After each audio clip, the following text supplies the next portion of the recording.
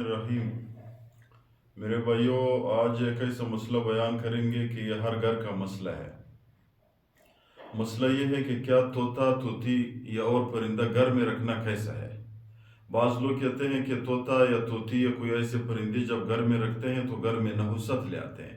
मसला पहले ये है, क्या ये नहुसत घर में ले आते हैं। दूसरा ये, क्या ये शरअन इस्लाम की रूह से इसको घर में पालना जायज़ है या नहीं है। तो मसला बताने से पहले आप लोगों से गुजारिश है कि चैनल को सब्सक्राइब करें और साथियों के साथ मसला शेयर करें, क्योंकि बाज़ मसाइल ऐसे है कि बाज़ लोगों को इसका पता नहीं होता है, वो परेशान हो जाते हैं।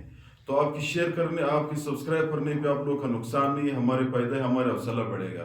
तो मेहरबानी करके इसको सब्सक्राइब करें।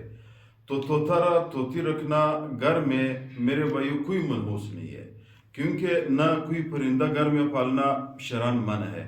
हज़रत अनस रज़ियल्लाहु ताला अन्हु के भाई ने अपने घर में परिंदा रखा था। पैगम्बर अलैहिस्सलातु वस्सलाम घर में तशरीफ़ ले आए।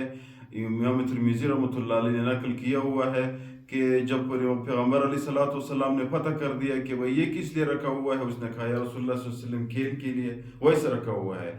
तो पैगम्बर अलैहिस्सलातु वस्सलाम ने हज़रत अनस रज़ियल्लाहु ताला अन्हु की भाई को मना नहीं फरमाया कि भाई तुमने इसको क्यों रखा, इसको छोड़ दो।